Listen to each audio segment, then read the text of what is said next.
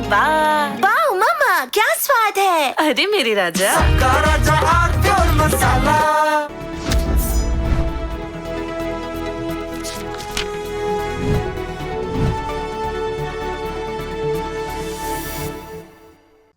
नमस्कार। एक सवाल सबको चौंका रहा है कि अगर तृणमूल कांग्रेस जीत रही है पश्चिम बंगाल में, अगर ममता बनर्जी चौथी बार फिर से सत्ता में आ रही हैं, तो वो मतगणना से पहले इतना गुस्से में क्यों है ममता जी? इतना खिन्न क्यों है? इतना कुपित क्यों है? जब आप जीत रहे होते हैं तो आप शांत होते हैं, आनंद भाव में होते हैं, क्योंकि आपको पता है कि ठीक है 2 दिन बाद हम सरकार फिर बना रहे हैं। लेकिन ममता जी नाराज हैं, बेहद बेहद खिन्न हैं, कुपित हैं, अशांत हैं, और उन्होंने पूरी टीएमसी को भी अशांत होने के रास्ते पर आगे बढ़ने के लिए निर्देशित कर दिया है कि जगह जगह धरना दो, प्रदर्शन करो, जहां ईवीएम, जिन सेंटर्स पर, जो काउंटिंग सेंटर्स हैं जहां ईवीएम हैं, वहां जाइए, धरना प्रदर्शन करिए, हल्ला हो, हंगामा हो, हाई वोल्टेज ड्रामा हो। ये हाई वोल्टेज ड्रामा क्यों हो रहा है बंगाल में? अगर ममता जी इत्मीनान से बड़े बहुमत के साथ सरकार में आ रही हैं, तब टीएमसी को अब कम से कम वोटिंग समाप्त होने के बाद और मतगणना तक के मध्य का जो समय है उसमें तो शांत रहना चाहिए था। ठंडा मतलब ठंडा ठंडा, कूल कूल नहीं, और बढ़िया शिकंजी पीनी चाहिए थी गर्मी में। फिर धरना प्रदर्शन की जरूरत क्यों पड़ रही है? मतगणना से पहले आंदोलन करना चाहती हैं दीदी क्या? दीदी खुद भी सड़क पर निकली हैं। भवानीपुर की ईवीएम्स जहां रखी हैं, जिस विधानसभा सीट से ममता जी लड़ रही हैं, उस सेंटर पर खुद ममता जी पहुंच गई। बोली मुझे भी निकलना पड़ा, इतना गड़बड़ हो रहा है सब। ये मनोविज्ञान क्या कह रहा है? दीदी का मनोविज्ञान कुछ अलग कहानी कह रहा है और दीदी बोल कुछ अलग रही है। क्या होगा मैं इसका प्रेडिक्शन नहीं करता, लेकिन दीदी जो दावा कर रही हैं, उनके कंठ से जो आवाज निकल रही है, उससे उनके चेहरे के भाव मेल नहीं खा रहे। उनका चेहरा और चेहरे के भाव उस बात से मेल नहीं खा रहे जो बात दीदी का कंठ कह रहा है कि हम जीत रहे हैं। और अगर जीत रहे हैं तो फिर ईवीएम सेंटर्स के बाहर झंझट क्यों? जब जीत ही रहे तो आनंद में रहिए, लड्डू बांटिए। जो जीतता है वो और विनम्र दिखने की कोशिश करता है, क्योंकि उसे पता है मैं राजा तो हो ही गया, तो विनम्र दिखने में क्या खराबी है? कम से कम दिखो तो विनम्र।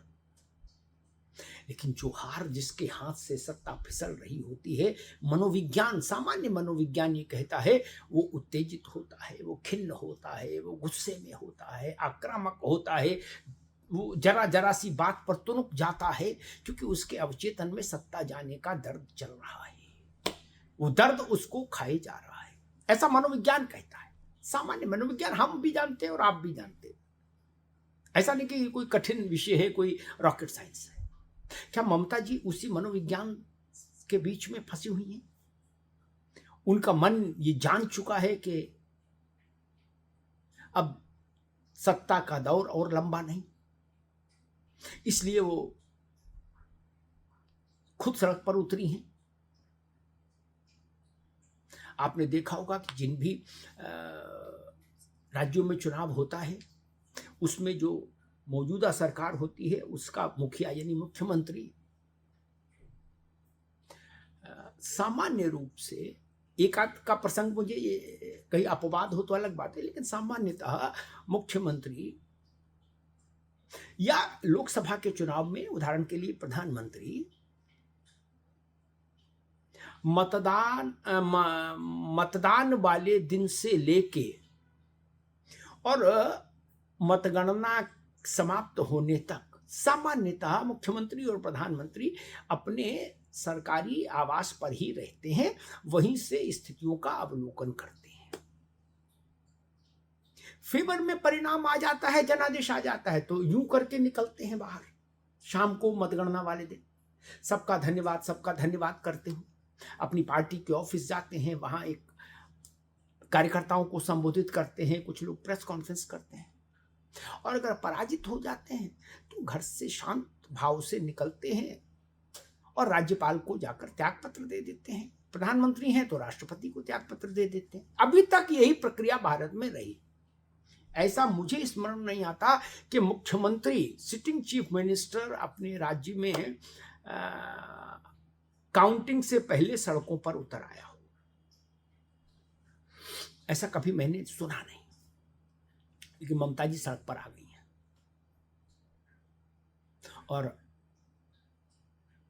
वो सड़क पर आई हैं तो स्वाभाविक तौर पर उनके कार्यकर्ता उनसे ज्यादा उत्तेजना में दिख रहे हैं। कोलकाता की सड़कों पर, बंगाल की सड़कों पर नारे आग की तरह उछल रहे हैं।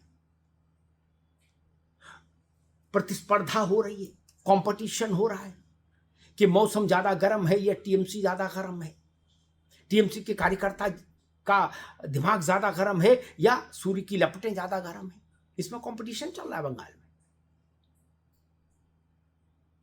टीएमसी के कार्यकर्ता और टीएमसी के नेता क्या हताशा के दौर से गुजर रहे हैं, ये प्रश्न है। क्योंकि टीवी पर कुछ कहा जाए या ना कहा जाए, अखबार वालों के सामने कुछ बोला जाए या मौन रहा जाए या गलत बोल दिया जाए, लेकिन मैं एक पत्रकार के नाते ये जानता हूं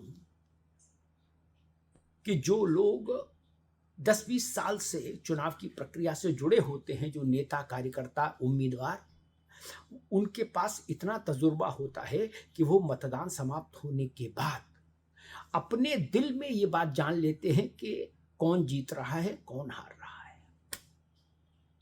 सबको पता लग जाता है, कोई बताए या ना बताए, माने या ना माने, लेकिन पता लग जाता है। क्या तृणमूल कांग्रेस के नेताओं को,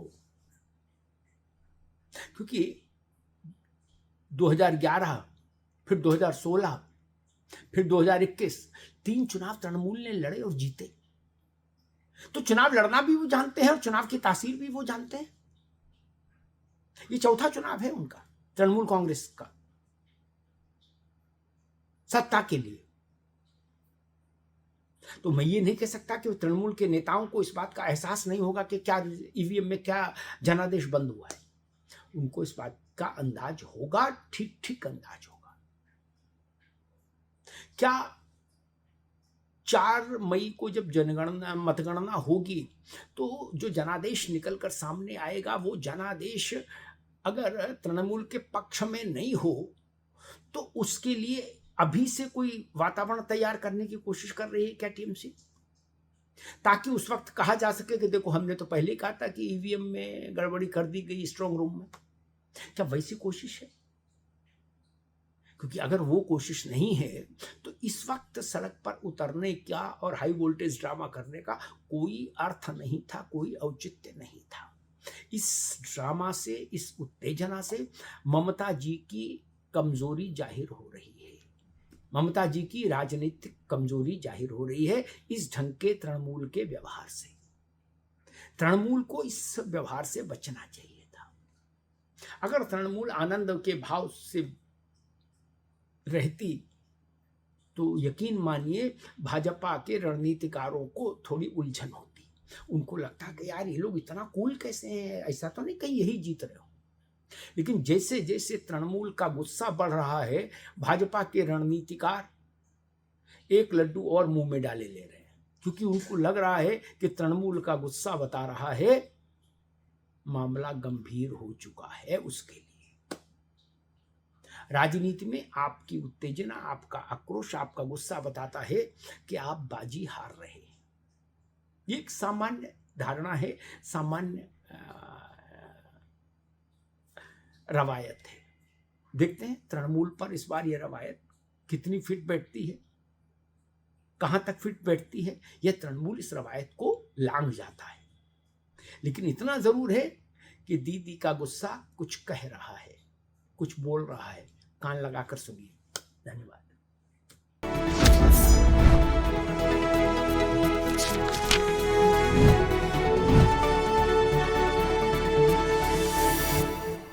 कुछ तो सस्ता लो, सब बढ़िया लो, इसमें क्या खास बात है? थोड़े में ज्यादा स्वाद, यही तो है इसकी खास बात। सबका राजा आर प्योर मसाला।